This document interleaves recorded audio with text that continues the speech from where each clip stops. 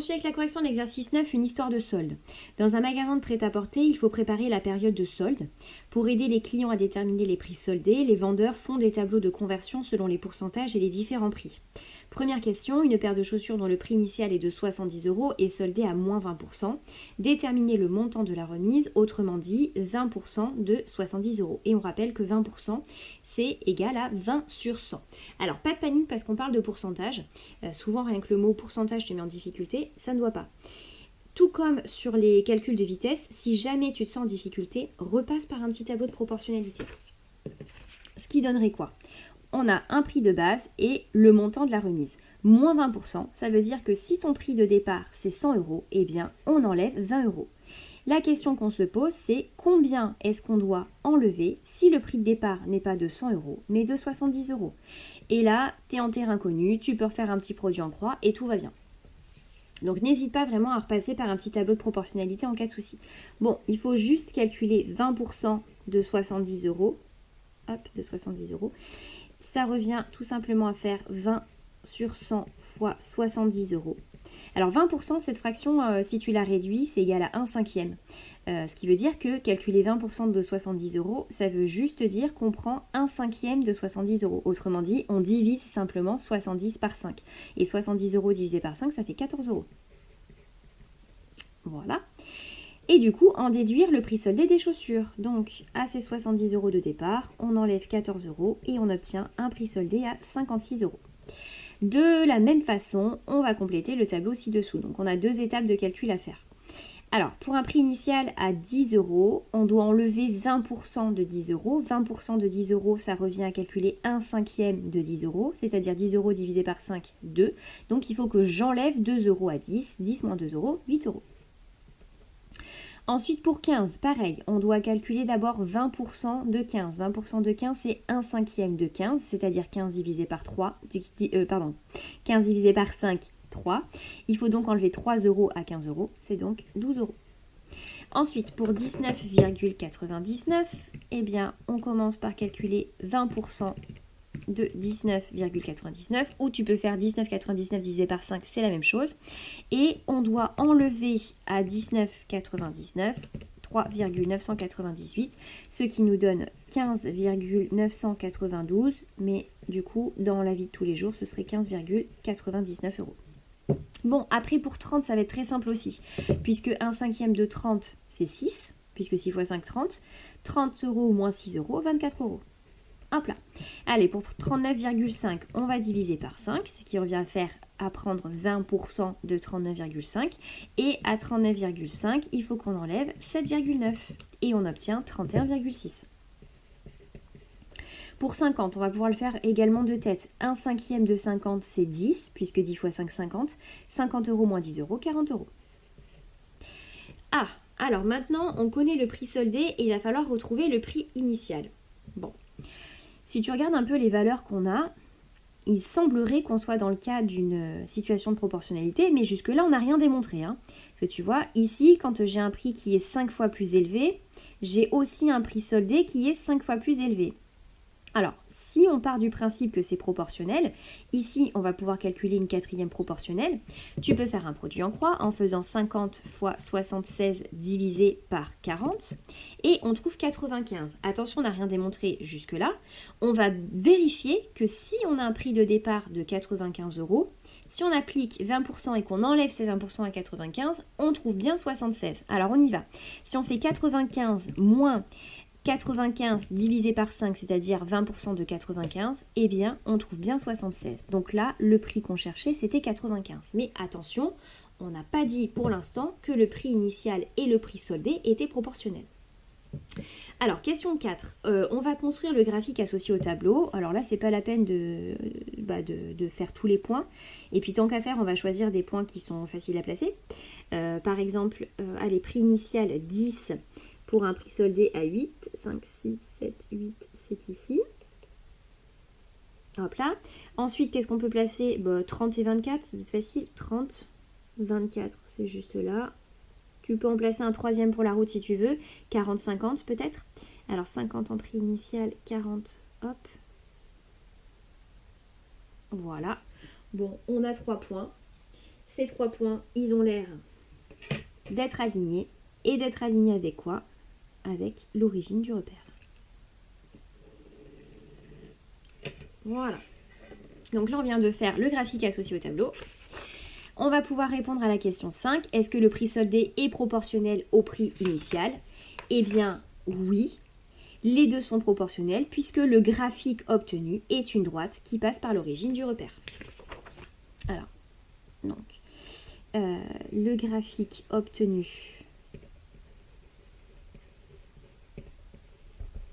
est une droite qui passe par l'origine du repère. Donc, le prix soldé est proportionnel au prix initial. Ok, bon ça va nous simplifier grandement la tâche. Bon, les deux grandeurs sont proportionnelles, ça veut dire qu'il va falloir maintenant, question 6, en déduire le coefficient de proportionnalité qui permet de passer du prix initial au prix soldé. Donc, du prix initial ici au prix soldé. Donc, notre coefficient, on cherche par combien est-ce qu'il faut multiplier 10 pour obtenir 8. Eh bien, tout simplement, notre coefficient, c'est 8 dixièmes, c'est-à-dire 0,8. Donc, pour passer du prix initial au prix soldé, il faut multiplier par 0,8. Alors, d'où il sort ce 0,8 ? Eh bien, tout simplement, il sort... Alors, on a fait, je te rappelle ici qu'on est dans le cas d'une réduction de 20%, d'accord ? Eh bien, ce 0,8, il sort du résultat de 1 moins 20%. Alors, en effet, on va faire une petite partie leçon. En effet, si tu fais une baisse de t%, eh bien, ça revient à multiplier par 1 moins t sur 100. Donc, petit exemple, quand on fait une baisse de 20%, ça revient à multiplier par 1 moins 20%, c'est-à-dire 0,8. Si tu fais une baisse de 40%, eh bien, tu vas devoir multiplier par 1 moins 40 sur 100, c'est-à-dire 0,6. Et on peut le prendre sur un exemple. Par exemple, si on a un prix soldé on a un prix de départ à 90 €, on va appliquer une baisse de 40%. Si tu fais 90 fois 0,6, tu vois le prix, on obtient 54 € en prix soldé. Et si à partir de 90 €, eh bien, on enlève, on a dit 40 pour 100 de 90, on retrouve bien 54 €. Alors, question 7. Un jean slim qui te donne l'impression d'avoir des bas de contention quand tu le portes troué de plusieurs parts et qui remonte au-dessus des chevilles est affiché à 100 € après une remise de 20%. Quel était son prix initial? Alors, ici, hop, on est dans le cas où on a un prix soldé à 100 € et on veut retrouver le prix initial, c'est-à-dire avant la remise des 20%. Bon, on vient de voir que c'était proportionnel, on est dans le cas d'une situation de proportionnalité. Le coefficient de proportionnalité qui permet de passer du prix initial au prix soldé, c'est 0,8. Donc pour retrouver ici le prix initial à partir du prix soldé, eh bien on va juste devoir faire 100 divisé par 0,8, ce qui revient tout naturellement à multiplier par l'inverse de 8 dixièmes. Donc on fait 100 fois 10 divisé par 8, où tu refais tout simplement le produit en croix, tu vois, avec les deux valeurs de départ, ça le fait très bien aussi. 100 fois 10 divisé par 8. Alors, 100 fois 10 divisé par 8, et on tombe sur 125. Donc, 125 € pour le prix initial. Alors, question 8. Après les soldes, de combien de pourcents doit-on augmenter le prix soldé du jean pour qu'il revienne à son prix initial? Alors, petit dessin ici de ce qu'on cherche. On a le prix de départ, on a dit que c'était 125 €. On a fait une baisse de 20%, on a obtenu 100 €. Et la question qu'on se pose, c'est de combien ici est-ce qu'il faut qu'on augmente pour retomber sur 125 €. Alors, l'erreur classique, c'est de dire que après une baisse de 20%, eh bien, je vais faire une augmentation de 20% pour retomber sur mes pattes. Et en fait, on a tendance à croire que plus 20%, ça annule moins 20%. Mais en réalité, ce n'est pas vrai. Regarde, si on teste 100 euros, on n'a même pas besoin de prendre de calculatrice. 100 euros, si je rajoute 20%, donc 100 euros, si tu rajoutes 20% de 100 euros, bon, bah 20% de 100 euros, 20%, c'est-à-dire que si tu as un prix de 100 euros, bah, tu rajoutes 20 euros, d'accord? Et si tu fais 100, hop, égale 100 euros plus 20 euros, et ça fait 120 euros. Et tu ne retombes pas sur les 125 euros de départ. Donc attention, erreur classique qu'il ne faut plus commettre à partir de maintenant, une augmentation de 20% ne compense pas une baisse de 20%. Bon, il va falloir qu'on cherche du coup quel est le pourcentage à appliquer pour retomber sur le prix initial. Alors, notre prix initial, donc on part de notre prix à 100 euros, d'accord? Et il faut qu'on l'augmente d'un certain pourcentage pour retomber sur 125. Autrement dit, on a 100 euros, il faut qu'on ajoute un certain pourcentage de 100 euros pour retomber sur 125 euros. C'est ce qu'on cherche. Alors, tu peux enlever 100 euros de chaque côté, ce qui veut dire que P multiplié par 100 euros, bah, si j'enlève 100 euros de chaque côté, je ne change pas mon égalité ici. 125 moins 100, ça fait 25. Et donc, le pourcentage que je cherche, ben, il est égal à 25 sur 100, puisque mon P fois 100, ça doit donner 25. Donc ça veut dire que mon pourcentage, c'est 25 divisé par 100, autrement dit 25%. Donc, à partir de notre prix soldé, il faut faire une augmentation de 25% pour retomber sur le prix initial. Alors, si tu fais d'ailleurs, tu vois, dans un sens, on a multiplié par 0,8, donc de 125 fois 0,8, on trouve 100 euros, d'accord? Et si tu fais le contraire, donc on a dit 125 euros, tac, on fait une baisse de 20%, on multiplie par 0,8 pour obtenir 100 euros. Hop, ici, de combien est-ce qu'on a multiplié pour passer de 100 à 125? Eh bien, on va faire tout simplement 125 divisé par 100, et 125 divisé par 100, ça fait 1,25. Et ce 1,25, on vient de voir qu'il correspond à une augmentation de 25%. Alors, autre petite partie propriété, eh bien, quand on fait une hausse de T%, ça revient à multiplier par 1 plus T sur 100. Donc, quand on fait une hausse de 25%, on multiplie par 1,25. Quand on fait une hausse de 30%, on multiplie par 1 plus 30%, c'est-à-dire 1,3. Si on fait une hausse de 50%, on multiplie par 1 plus 50 sur 100, c'est-à-dire 1,5. Alors ces propriétés-là, tu les reverras l'année prochaine, mais c'est déjà bien de s'en souvenir et surtout d'avoir bien en tête qu'une hausse de 20% n'annule pas une baisse de 20%. Tous ces petits calculs-là, tu vas les retrouver après en application dans le TP tableur qui va suivre.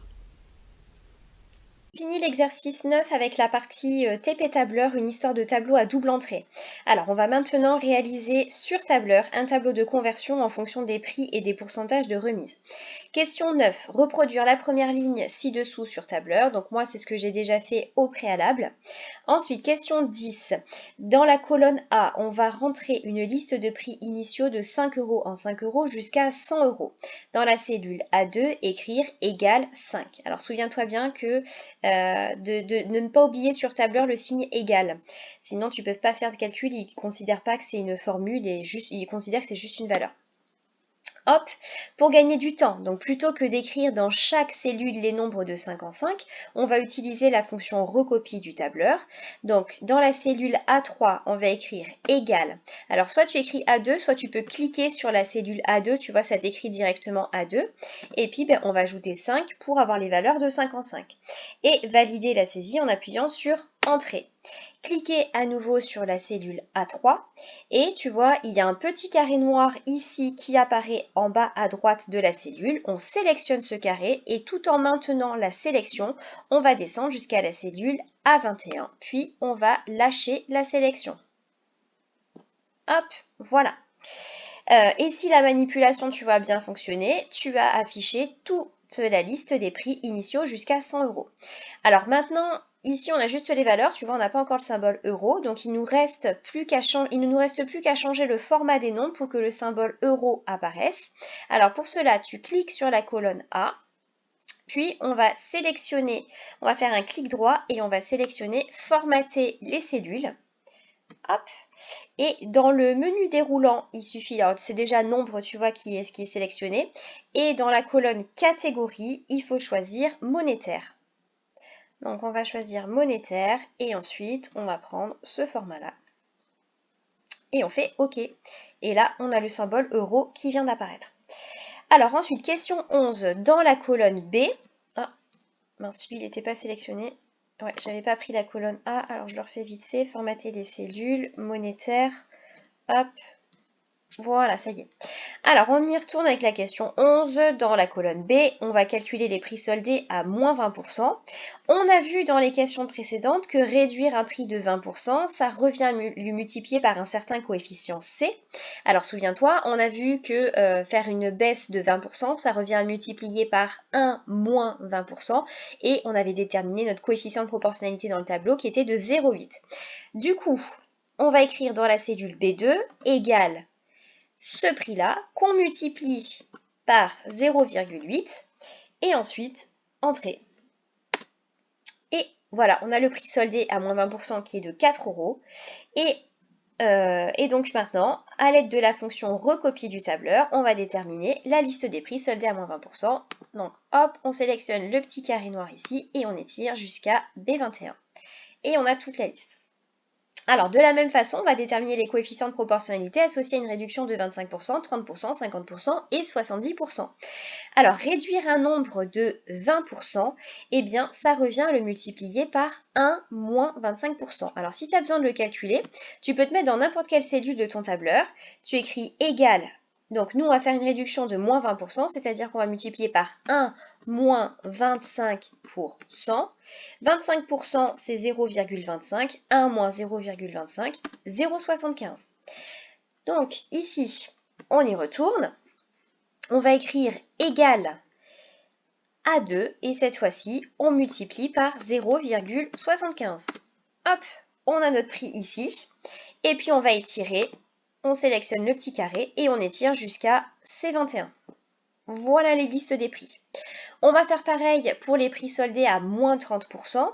On fait une réduction de moins 30%, donc on va multiplier par 1 moins 30 sur 100, ce qui nous donne 0,7. Donc on va écrire égal à 2 fois 0,7, entrée. On resélectionne ici la cellule D2 et on va l'étirer jusqu'à D21, comme ceci. Ensuite, un prix soldé à moins 50%. On va donc multiplier le prix initial par 1 moins 50%. Bon, on sait que quand on multiplie par 50%, ça revient à prendre la moitié, c'est-à-dire qu'on va multiplier par 0,5. Donc, égal à 2 fois 0,5, entrée. Je sélectionne ma cellule E2 et je l'étire jusqu'à E21. Comme ceci. Et enfin, il nous reste à faire pour la dernière colonne les prix soldés à moins 70%. On va multiplier le prix initial par 1 moins 70%, c'est-à-dire par 0,3. Donc égal, on sélectionne la cellule A2 fois 0,3, entrée. Je sélectionne ma cellule F2 et on va étirer la formule jusqu'à F21. Hop là. Et voilà qui est fait et qui conclut ce chapitre sur la proportionnalité.